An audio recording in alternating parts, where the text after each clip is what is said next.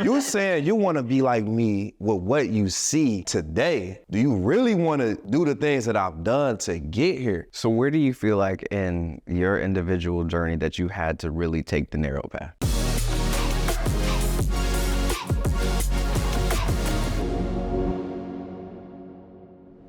What's up, everybody? Welcome to another episode of the Today for Tomorrow podcast. Today we have a super special guest. Miss Lanasia, welcome to the show. Thank you for having me. I'm so excited to be here. It is an honor. It is an honor. And of course, we got the fellas, you already know, Mr. Mike, Mr. Rodney. It's time. Today, now, we've got this particular subject was one that came to me when I moved into a new place, okay? And in this new place, I have been able to really just step away from everything. Because it came at a really weird time where it's like, there's stuff that's going on over here, there's stuff that's going on over here. But since I got into this new place, I've had like this week of just in my thoughts. Like I've been alone, like I've been able to just chill out. And one thing that I really started to notice is I've almost got like, thinking about my history, thinking about now, I've had this like almost kind of rebellious spirit. Like not necessarily that, F the police kind of thing, but more so like I've always kind of done my own thing, like even as a kid. And what I realized is like, man, you can have, especially as a young person, and we all young here. Okay, so we all young. I feel singled out. I feel singled out. I know you was about to say something. No, I wasn't your certain thing. But I like that F the police thing. That was my time. Anyway, all right, go ahead. There's always like, everybody will give you advice on whatever, right? So you say, this is going on in my relationship. Somebody is gonna be like, well, you should do this, or you should do that, right? But a lot of times people don't have the full context before they start preaching to you. Yeah. And so it's like sometimes you really just have to do your own thing. Like you have to be able to make up your own thoughts. And so I wanted to talk about that a little bit today because I know we have some very strong individuals here who have all had to make decisions where it wasn't probably what their auntie might tell them to do or their uncle might tell them to do, but it was what was right for them. Yeah. So go ahead. Good intro before we dive into that. For the people, because this is their first time seeing Lanasia, if you just can give us a little bit before we go down that road. But Absolutely. So I'm Lanasia Angelina. I'm a life coach, author, speaker, leader in every way, lover of Christ, lover of life. I lead Transformations Coach Agency, which helps entrepreneurs and ambitious professionals with personal coaching and consulting. Really help you to transform your life from the inside out by developing new value-centered systems. I also am the leader of the Black Women Transform movement, ministry, mission, command. Black Women Transform Your Life. It's a command. And really just, a space that started as an online coaching community that's grown into a true sisterhood of women, a safe space for women to connect with other like-minded individuals to grow in life, Christ, in their career. And one thing I was going to speak on too, because I actually, Lanasia is a life coach of mine personally. I've gone through the program, but I mean, she's a friend first. But I can definitely give a great recommendation on anybody that is looking to clarify some of their thoughts and visions. I would definitely recommend Lanasia because, me personally, I've been an athlete my whole life. I've been coached my whole life, but we all are through teachers, parents, and when we become adults, we forget that we need some of that coaching to just, amplify our lives. So I just wanted to get that a little. I appreciate so I think we need Martell to reset now. But we had to steady here. No, I appreciate you guys. Thank you. So where do you feel like in your individual journey that you had to really take the narrow path? Oh man, well, it's pointed at me. So I will answer first. Every way, starting first with being not only, I'm the first entrepreneur in my family, completely. Like, there's no one who runs their own business. And that is not easy. I talked about it on social media the other day. Like, much of the wisdom that I've gained on this journey has come from Christ first, obviously, because he's the one that told me to take this, road less traveled. but also from my own mistakes and failures. You know, having that courage within me to follow a path that I saw in my mind and decided, you know, nobody else is taking this path, but it just makes sense. Something in me compels me to take this road. So definitely entrepreneurship. I started at 19, kind of really getting my feet wet as an entrepreneur, and it didn't make sense. It didn't make sense to the people around me. It didn't even make sense to me, but something within me, you know, and this is why I encourage everybody to have their own relationship with Christ, is because it's so unique and will make no sense.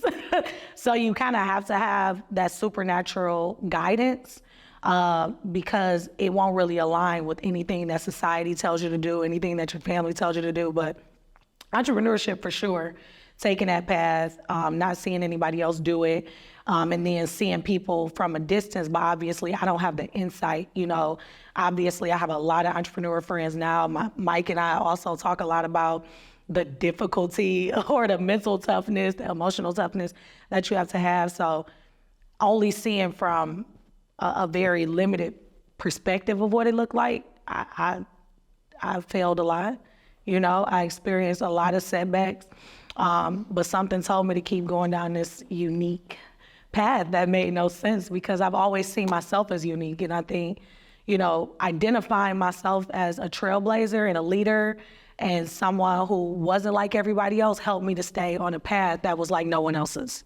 So there was one point that you made in that, and I want to make sure that we get y'all too, because this dude, he started his own ministry, and I mean and he was already at a place. He was planted in a church, and he was moving up and everything, and then he had to jump ship, go somewhere else. And I think, but it's along the same point as what I was about to ask you. You said that God told you to do it. Yeah. Could you explain that? Yeah, I often get that question because people often ask, especially in Detroit in particular, you know, life coaching is still very new to a lot of people. You know, you go to LA, New York, you know, everybody has a life coach. You know, it's a luxury experience for a lot of people. And in Detroit, people are like, how'd you get started? Like, what sent you down this path? And I always say, you know, the short version is God. And the long version is, you know, my experiences ultimately led me to this, and I'll tell the story about my path. But I can remember I had a nonprofit for 7 years, and operating in that space as a leader and, you know, doing some significant work in that short time. A lot of people will reach out to me to ask for business coaching. So I essentially started as a business coach for a very short time. I was helping people to coach a business, but everyone that would come to my office, although we started with, I want to start a nonprofit, I want to get my 501c3, I want to market, I want to strategize all these things, they would end up crying when they left because we ended up talking about identity work. Like, it was a lot of like, why do you even feel like you need to do this? And we got into a lot of like seeking validation. We got into mommy issues, and this was not my background. Like, I had no idea what I was doing, but my spirit was leading me to have these conversations with these people. And I remember being in prayer in 2016, like I was going through such a challenging time, just navigating the operational aspect of the nonprofit. And I was like, on the path to dissolving my partnerships. And I was like, what am I about to do with my life? Like, I don't know what I'm about to do. And I was just in prayer, and I was fasting a lot at that time. I fasted so much in 2016. Like, I was stripping myself away from every identity, every sense of self that I had to just connect with God, because I was like, I don't know what I am supposed to be doing next. I don't know who I am. Like, I am overwhelmed. I was feeling a little depressed. I was just tired, like, of doing what I felt like I should have been doing, and just knowing that, you know, like, a lot of people when they feel depression and anxiety, it's really just like misalignment with the purpose. Because even on the path of purpose, you can be broke, you can be tired, you can like lose people, but if you know you're in alignment with your purpose, it's a peace that just passes all understanding. And I knew I was misaligned, so I just was fasting so much during that time. And I remember being on my floor in my apartment at the time, and the Holy Spirit was like, life coach. And I'm like, first of all, I don't even know what that is, I don't know. And that next Sunday, I met a life coach. And she's like, oh, you're doing this, that, and the other. You're a life coach. And I was like, I knew it was confirmation from God because I didn't know anything about life coaching. Like I had these very, very loose interpretations of what it was. But the moment that I accepted that it was what I was supposed to be doing, not having any direction, writing it down, Holy Spirit just quickly, like it was an acceleration into the path of coaching. So really, to answer your question, because I like went the long way, but to answer your question, oftentimes my idea of hearing the voice of God is hearing a voice that makes no sense to the path that I've laid out for me, but gives me a sense of peace of knowing that it's right. So that's how I would explain the voice of God for myself. You said that you guys have a lot of conversation, and because I've said this before, when you know, being in a relationship and being an entrepreneur will test every part of you. Yeah, period. Like absolutely. for real, you have to change so much. You have to work on so much, and so I wanted to throw this back over here. Yeah. Could you just break down a little bit of some of those challenges? Yeah, I think being an entrepreneur is unlike anything in the world, and you really have to be built for it. Like it has to be of you essentially, like because you're going to be tested in ways that, like you said, you cannot explain. It's not going to make sense to the majority of people around you until you start surrounding yourself with like-minded individuals. And that part is critically important. And I can speak as somebody that I was a little bit of a lone wolf, essentially, for a while in the entrepreneurial space. Now, I had people that I loved and I grew up with, and it started becoming very evident that we were just headed down different paths. And that was really a challenging thing for me because in my background, I've been kind of forced to be, you know, look at things differently just from fruition. Like I'm my mom's only son, so I have 3 sisters. So right off the bat, I'm different and I know it, and it comes with responsibility. And I embraced it from an early age. I loved it. You know, I say now today, the reason why my wife and I, or even like sisters like Lanasia or my biological sisters, the reason why we're so close is because I was able to see their perspective from such an early age.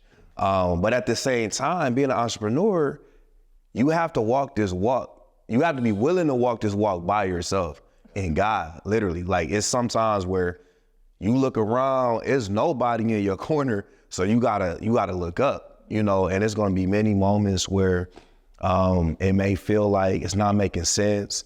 But like what you were saying, you have to try to decrease your flesh self. Yeah. And just really tap into that spiritual being, because, you know, when you go through things and you read scriptures like, I can do all things through Christ who strengthens me. That's the type of things that, you know, you'll find yourself giving yourself pep talks. And you know, like, all right, this is coming through me. You know, this is from the Holy Spirit.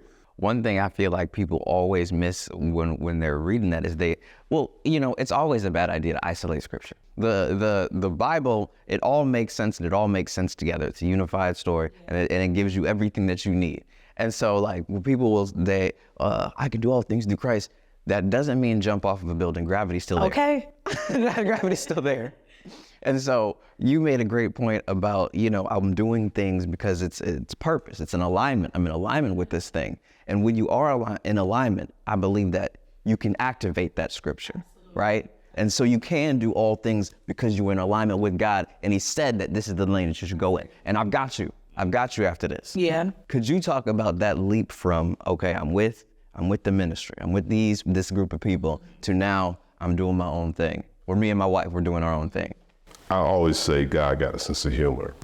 It's okay, I always say. Yes, he does. So, I mean, to that point, man, and I was telling Lanasia earlier, like, you know, I was the last person that, you know, I thought or even considered going down this road. I remember Mike and I used to work together. This one executive was talking to me about my career. Mm-hmm. And I told him, I said, look, man, because they wanted me to do something I didn't want to do. They wanted me to go do an assignment, and he was trying to talk me into it. And I was like, that's not for me. I said, I'm going to do my time. When I get done, I want to go and be a professor and teach. You know, that was my plan. Of course. You know, and then all of a sudden it's like, I'm avoiding going to the ministry. You know, I know guys call me work. I'm doing everything. I'm ushering in the choir, teaching Bible study and all this, but I'm not no minister. So I got called. I said, all right, God, I'll answer the call because I wanted to go to seminary and I needed to have my pastor sign the thing. I didn't want to be a minister, but I wanted to go to seminary. He's like, you got to call. So, okay, I answered it. I said, but I don't want to preach. I just want to teach.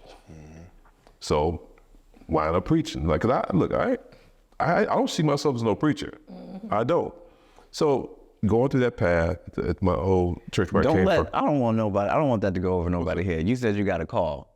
You're not talking about someone. He literally got a phone call. Break that down just a little bit. Yeah. So, and we talked about it because everything we're saying here goes because everybody's talking about how God leads you, right? Yeah. So the point though, and Linnea was sharing this a little bit earlier too, how you start to ignore it. Like, you know, it's like this little push that you know you need to be doing this, but you know, like no, that don't feel good. That ain't what I want to do. So I'm gonna go over here and do this. And even though on the outside it might look like it might even be successful by the world standards, but it don't feel like you still got this hole in you, you know. Yeah. And you don't feel like I'm not really there. You know, something's wrong. I need to go seek something else. So you keep running. So when you answer the call, meaning that, hey, God, it's clear, this is what I want you to do. Yeah.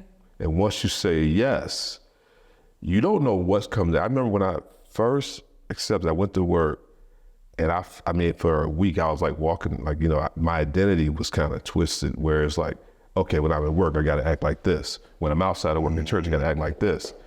And a good friend of mine, he was like, he pulled me in his office. He said, look, he said, you ready? God chose you for this. He showed me how to be a Christian all the time. Yeah. At work, outside of work, and all that. It's like, you know, don't be ashamed of it. So that the narrow path, going back to it, God called me to do different things in the other church. Okay, I was, and my a previous pastor, he was trying to set me up to replace him. Okay, COVID hit. They asked me to step in. You know, I applied, went through the process. Now look, I don't know if I'm gonna say this. I should forget. I'm gonna say it. All right. So, so I really am. And I didn't want to be pastor of that church, but God led me to, hey, you need to do this. Go through the process. Yeah. I remember telling my wife, because my wife was like, you know, this, and that. I'm like, I hear you. One time I told her, I said, look, I really don't want this, you know.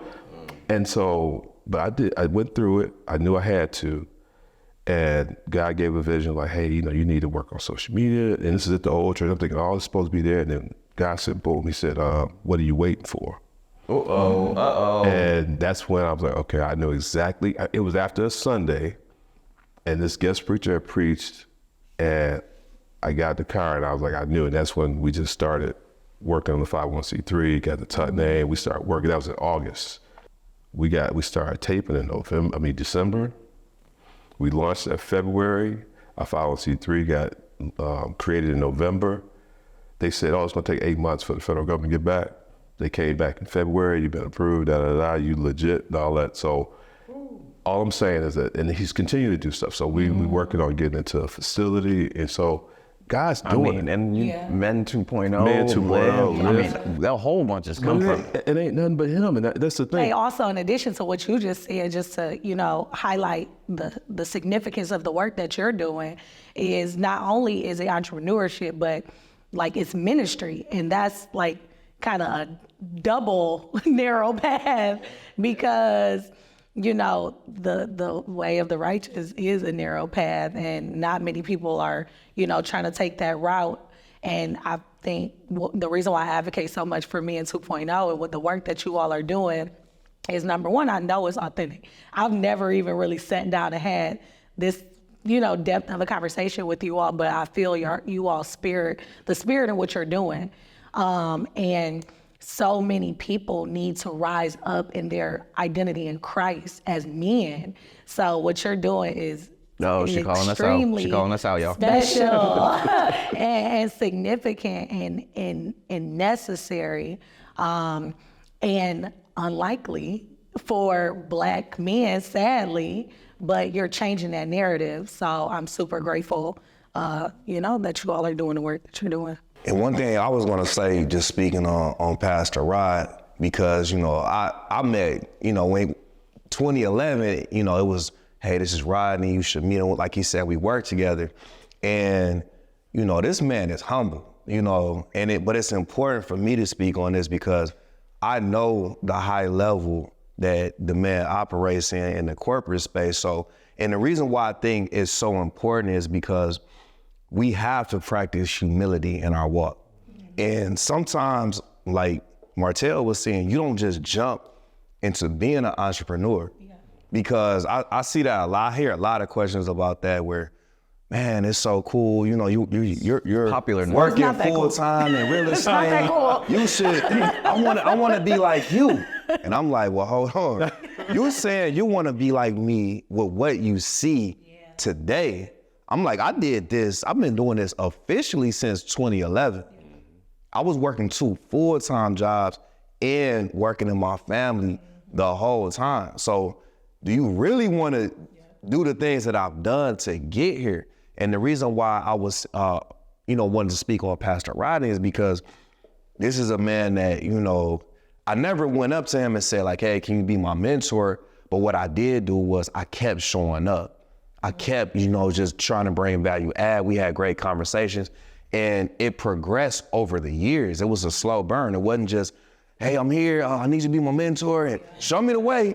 And a lot of people think that's how it is because I even get people who ask me to be their mentor. And I'm like, that's, first of all, like, what are we trying to accomplish? Like, let's figure out if this is even in alignment. Yeah. I may not have the type of mentality that you have. Yeah. Because with me, you come to me with different things, I'm gonna say, look, you probably need to do X, Y, Z. Well, I can't help you. This is how I would handle it. But I just really wanted to speak on like Pastor Rod, where a point that he didn't say, but he was kind of saying it in the longer version is we have to be excellent along the way. Yeah. We don't know when God's gonna send us that call. We don't know when he's gonna clarify exactly what we need to do, but we gotta work while we wait. It's not an excuse to say, all right, well, when I get here, that's when I'm gonna show up in That's excellence. powerful. It doesn't work like that. When we think about it, like, okay, I know I want to be clean, so I have to take a shower. And then after I take a shower, I will be clean. But in a lot of different contexts, people will be somehow thinking like, okay, when this happens, then I'll take a shower. Like, I'll take a shower when I'm clean. And I go back to myself. There was a time before I really kind of, start accept Christ, where I'm like, I got to get my life straight before I go to church. Mm-hmm. I got to get my life straight before I go in, versus what going in is what's going to help me get on the path. Yeah. You know what I mean? And I think as you talk about entrepreneurship and all that, I think people are like, okay, I need to get in a certain state before I start. You know what I mean? And I've heard people talking about like how even same thing in a relationship context. Like, okay, when I have this person, when I have a good woman or a good man, then I'm gonna start acting right. But for now, I'm dealing with all these phonies, so I'm gonna keep doing all this stuff. And it's an integrity thing, and one thing I always tell people is like, who you think you are determines what you do. So, your identity is ruling you, whether you have the thing or don't have the thing.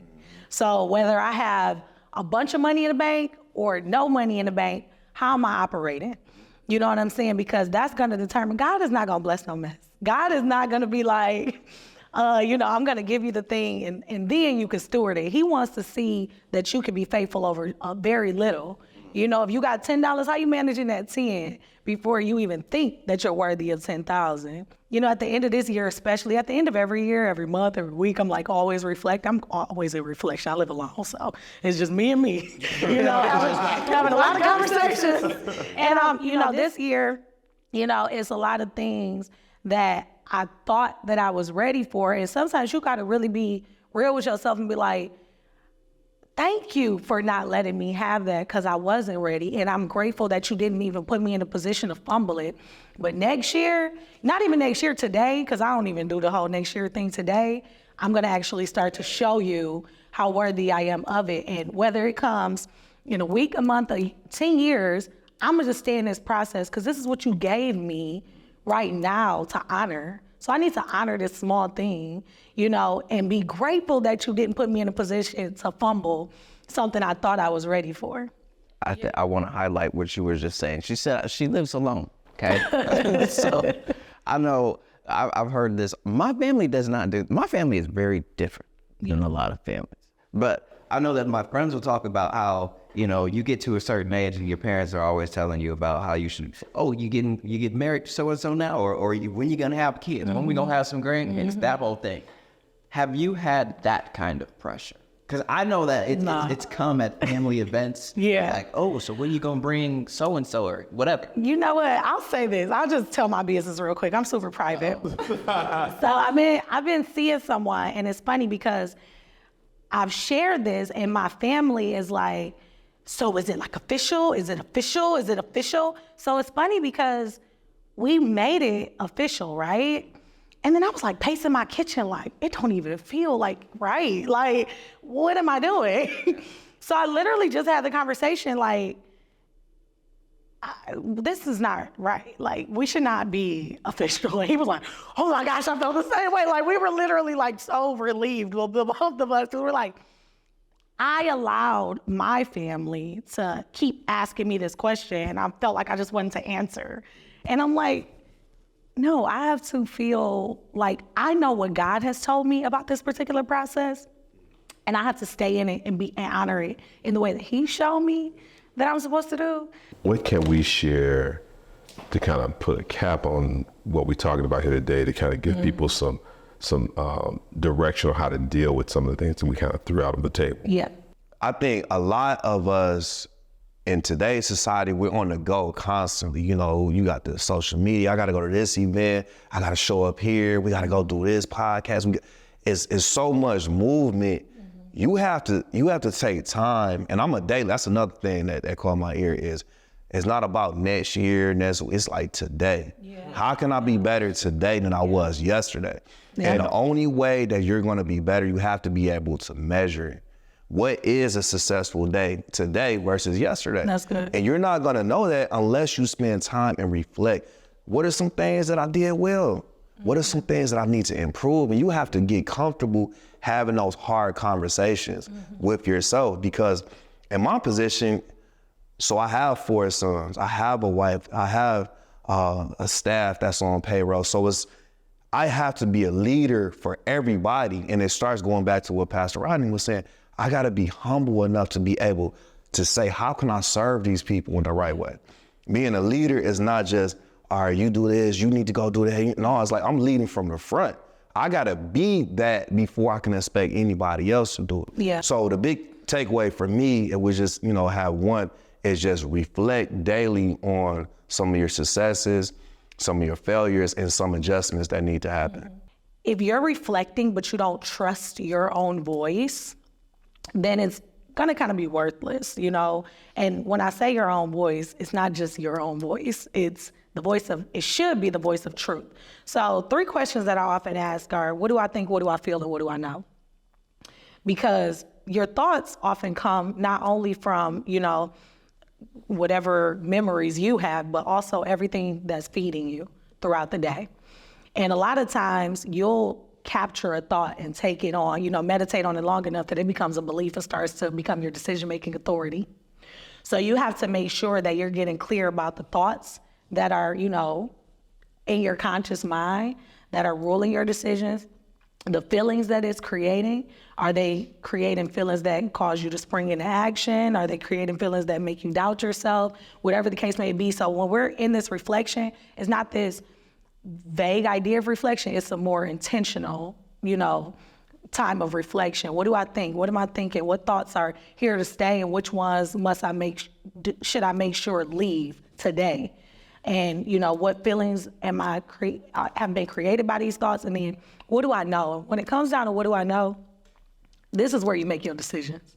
And what do I know? Oftentimes comes from the truth, the book, because a lot of what we think we know, it changes, and a lot of what we think we know is from this frame of reference that has been created by our own limited experiences, but there's a knowing that was a truth that you can rely on that doesn't change, that you can anchor yourself in. So I think it's very important that in that time of reflection, you know your voice versus the voice of God, so that you can really make sound decisions, in that regard, that are gonna really, really align you with the path of truth, because your voice will sound like the truth sometimes, and it will lie to you. Your own voice will lie to you. Your own voice sometimes speaks from trauma. Your own voice speaks from the experience you had that day. How many times has your voice been like, leave the family, just don't come back? But your truth, like, no, I love my family. You know what I'm saying? Look, I can imagine, and I know, because I'm at home alone. No, you just read it. But think about that, and just know the difference.